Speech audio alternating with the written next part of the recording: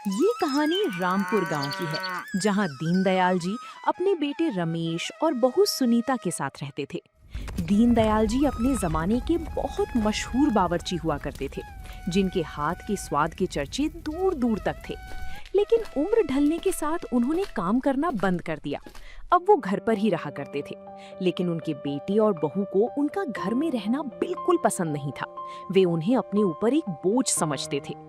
जी सुन रहे हो, सुबह से उठकर बस चाय पानी की फरमाइशें शुरू हो जाती हैं। मुझसे अब इनकी ये रोज रोज की सेवा नहीं होती। अपने हिस्से का काम तो इनसे होता नहीं, बस बैठकर हुक्म चलाना आता है। अरे तो इसमें मैं क्या करूं सुनीता? बाबा हैं तो यहीं रहेंगे ना। वैसे भी अब उनका इस घर में काम ही क्या है, दिन भर बस खाट पर बैठे रहते हैं। रमेश बेटा, अगर थोड़ा सा गर्म पानी मिल जाता तो गले में बड़ी खराश है। पानी चाहिए तो खुद रसोई में जाकर ले लीजिए ना बाबूजी। मेरे पास 4 हाथ नहीं है कि घर का काम भी करूं, खेतों का खाना भी बनाऊं और आपकी सेवा भी करूं। बहू, मैं तो बस अच्छा, कोई बात नहीं, मैं खुद ही ले लेता हूँ, तुम गुस्सा मत करो। बाबा, सच कहूं तो आपकी वजह से घर में रोज रोज कलेश होता है। जब आप कमाते थे तब बात अलग थी, अब तो आप बस एक जगह बैठे रहते हैं। हमारी कमाई का आधा हिस्सा तो आपकी दवाइयों में ही चला जाता है। बेटा, मैंने अपनी पूरी जिंदगी मेहनत से कमाकर तुम्हें पढ़ाया लिखाया, इस काबिल बनाया, पर आज जब मेरे हाथ पैर थक गए हैं तो मैं तुम्हें बोझ लगने लगा। हाँ तो क्या गलत कह रहे हैं ये? बावर्ची थे आप अपने जमाने के, आज तो एक ढंग की चाय भी नहीं बनती आपसे। क्यों हमारे टुकड़ों पर पल रहे हो? कहीं और जाकर अपना ठिकाना क्यों नहीं ढूंढ लेते? सुनीता बेटी, ऐसा मत कहो। इस उम्र में मैं कहाँ जाऊंगा? मेरा इस दुनिया में तुम्हारे और रमेश के अलावा है ही कौन? देखिए बाबा, सीधे सीधे बात ये है कि अब हमसे आपका ये रोना धोना और झिकझिक बर्दाश्त नहीं होती। आज शाम तक आप इस घर से अपना बोरिया बिस्तर समेट लीजिए, तो हम सबके लिए अच्छा होगा। अपने सगे बेटे के मुंह से ये कड़वी बातें सुनकर दीनदयाल जी का दिल पूरी तरह टूट गया। उन्होंने कभी सपने में भी नहीं सोचा था कि जिस बेटे को उन्होंने इतने लाड प्यार से पाला, वही एक दिन उन्हें घर से निकाल देगा। दीनदयाल जी चुपचाप अपने कमरे में चले गए और अपनी फटी पोटली में अपने कुछ पुराने कपड़े बांधने लगे। उनकी आंखों से लगातार आंसू बह रहे थे, लेकिन घर में उनकी बेबसी को देखने वाला कोई नहीं था। शाम होते ही रमेश और सुनीता ने दीनदयाल जी को बिना किसी रहम के घर से बाहर निकाल दिया। दीनदयाल जी अपनी छोटी सी पोटली थामे हुए गांव की गलियों से गुजरने लगे। ठीक उसी समय शहर से उनका एक बहुत पुराना और अमीर दोस्त अमरनाथ गाड़ी से उनसे मिलने आ रहा था। अमरनाथ जब दीनदयाल जी के घर पहुंचा तो वहां सिर्फ रमेश और सुनीता थे। अरे रमेश बेटा, कैसे हो? तुम्हारे बाबूजी दीनदयाल कहाँ हैं? मैं शहर से बहुत दिनों बाद उनसे मिलने आया हूँ। अरे अमरनाथ जी, आप? वो बाबूजी तो अब इस घर में नहीं रहते।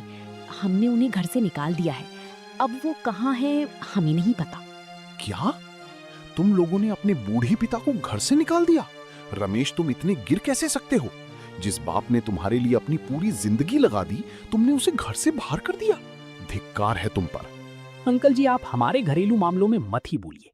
वो हमारे किसी काम के नहीं रहे थे, इसलिए हमने उन्हें घर से निकाल दिया। अब आप जा सकते हैं यहाँ से।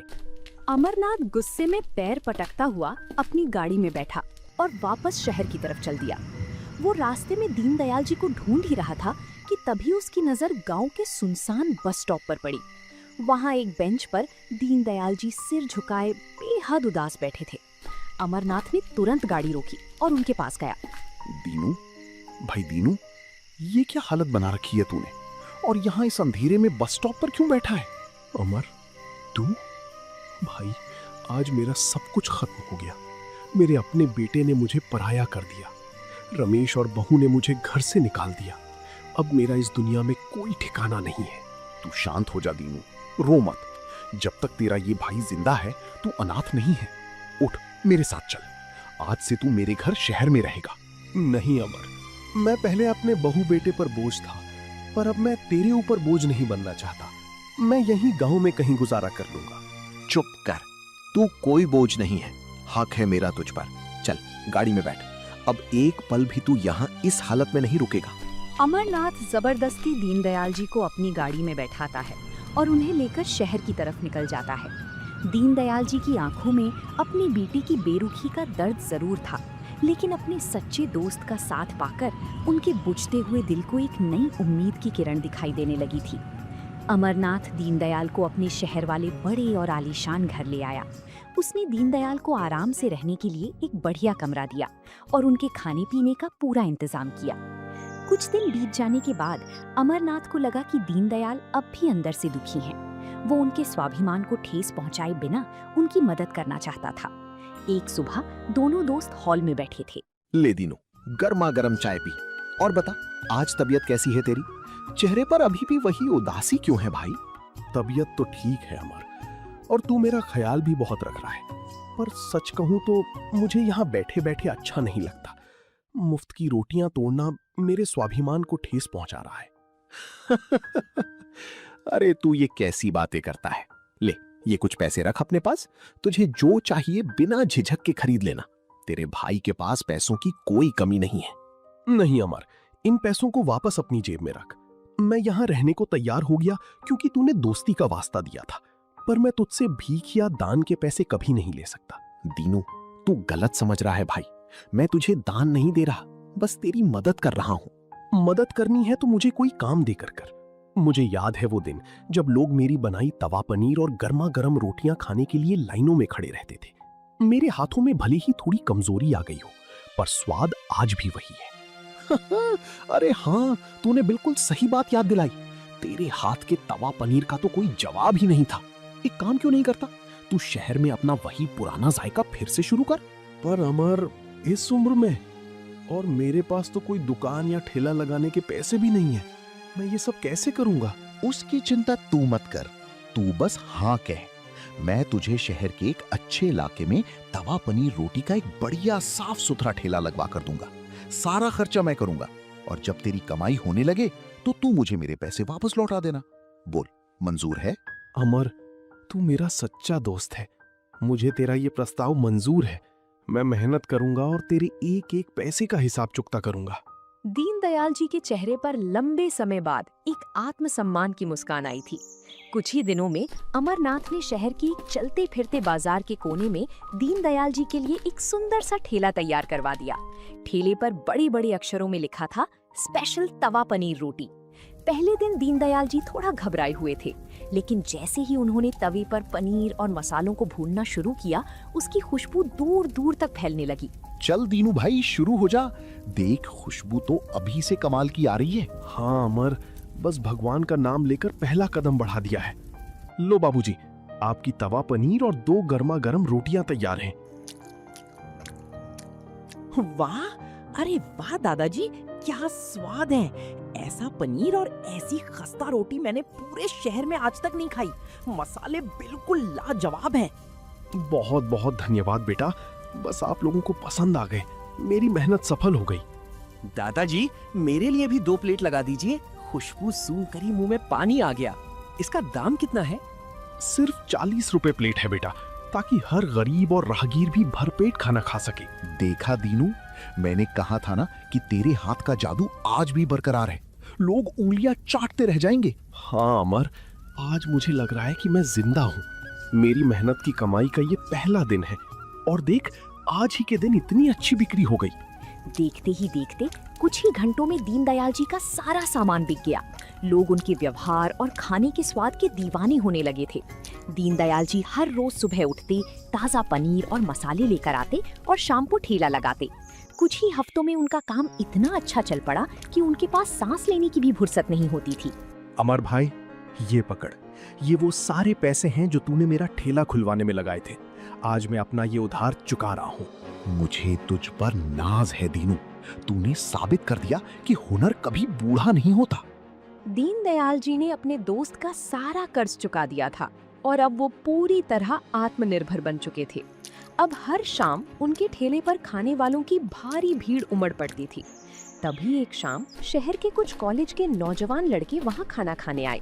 दीनदयाल जी को इतनी उम्र में भी इतनी फुर्ती और प्यार से खाना बनाते देख वे बेहद प्रभावित हुए और उन्होंने अपने मोबाइल से वीडियो बनाना शुरू कर दिया। नमस्ते दोस्तों, आज हम आपको लेकर आए हैं शहर के सबसे छिपे हुए खजाने के पास। ये हैं हमारे दीनदयाल दादाजी, जो तवा पनीर रोटी के नाम से ठेला लगाते हैं। दादाजी, इस उम्र में भी आप इतनी मेहनत कैसे कर लेते हैं? बेटा, मेहनत ही इंसान की असली पहचान है। जब तक हाथ पैर चल रहे हैं, किसी के आगे हाथ फैलाने से अच्छा है कि खुद कमा कर खाया जाए। बस आप लोगों का प्यार है जो मुझे ताकत देता है। दोस्तों, आप देख सकते हैं कि पनीर कितना फ्रेश है और मसालों की खुशबू तो कमाल की है। और सबसे बड़ी बात, दादाजी सिर्फ 40 रुपए में भरपेट भोजन देते हैं। हाँ बेटा, मैं चाहता हूं कि कोई भी गरीब रात को भूखा ना सोए। मुनाफा भले थोड़ा कम हो, पर दुआएं बहुत मिलती हैं। वाह दादाजी, स्वाद तो एकदम लाजवाब है। दोस्तों, इस वीडियो को इतना शेयर करो कि दादाजी की मेहनत दुनिया के कोने कोने तक पहुंच जाए। उन लड़कों ने वो वीडियो इंटरनेट और सोशल मीडिया पर अपलोड कर दिया। देखते ही देखते वो वीडियो इंटरनेट पर वायरल हो गया। लाखों लोगों ने उसे देखा और पसंद भी किया। सोशल मीडिया पर वीडियो वायरल होने का असर ये हुआ कि अगले ही दिन से दीनदयाल जी के ठेले पर दूर दूर से लोग कार और गाड़ियां लेकर आने लगे। जहां पहले कुछ लोग आते थे, अब वहां लोगों की कतारें लगने लगी थी। दूसरी तरफ रामपुर गांव में दीनदयाल जी की बहू सुनीता अपने मोबाइल पर इंटरनेट चला रही थी। तभी अचानक उसकी नजर उसी वायरल वीडियो पर। अरे सुनिए, जरा इधर आइए और देखिए मोबाइल में, ये तो आपके बाबूजी हैं ना? क्या बाबा? अरे हाँ, ये तो बाबा ही हैं। पर ये शहर में क्या कर रहे हैं? और ये इतनी भीड़ क्यों लगी है इनके पास? अरे वीडियो में देखिए ना, लोग बता रहे हैं कि बाबूजी शहर में बहुत बड़ा तवा पनीर का काम चला रहे हैं। रोज हजारों रुपए की कमाई हो रही है इनकी। लोग इनके स्वाद के दीवाने हो गए हैं। हजारों रुपए रोज? इसका मतलब बाबा के पास अब बहुत पैसा आ गया है और हम यहाँ गांव में तंगी में जी रहे हैं। मैं कहती हूँ हमें तुरंत शहर जाना चाहिए। आखिर वो आपके पिता हैं। हमसे गलती हो गई थी, हम उनसे माफी मांग लेंगे और उन्हें समझा बुझा कर वापस गांव ले आएंगे। एक बार वो आ गए तो उनका सारा पैसा भी हमारा हो जाएगा। तुम ठीक कह रही हो सुनीता, इस समय गुस्सा दिखाने से काम नहीं बनेगा। हमें रोने धोने का नाटक करना होगा ताकि बाबा का दिल पिघल जाए और वो हमारे साथ घर चलने को तैयार हो जाए। चलो अभी शहर की बस पकड़ते हैं। लालच में अंधे होकर रमेश और सुनीता ने तुरंत शहर जाने वाली बस पकड़ी। उनके मन में अपने बूढ़े पिता के लिए कोई प्यार या पछतावा नहीं था, बल्कि वे सिर्फ उनकी नई कमाई और शोहरत को हड़पना चाहते थे। दोपहर के समय दीनदयाल जी का ठेला ग्राहकों से घिरा हुआ था। तभी रमेश और सुनीता रोने का नाटक करते हुए ठेले के सामने आकर खड़े हो गए। बाबूजी, हमें माफ कर दीजिए बाबूजी, हम अपनी गलती पर बहुत शर्मिंदा हैं।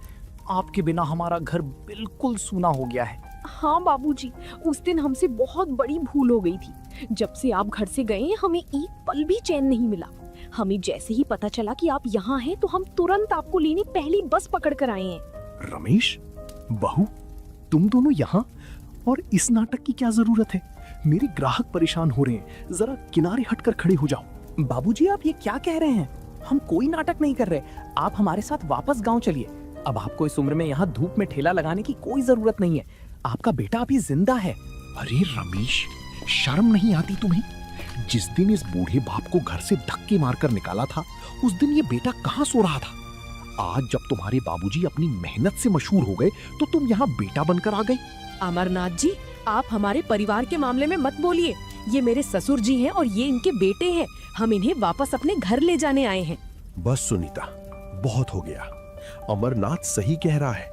उस दिन जब तुमने मुझे बेघर किया था, तब मेरा कोई परिवार नहीं था। आज जब मेरा ये ठेला चल पड़ा तो तुम्हें अचानक अपनी भूल याद आ गई।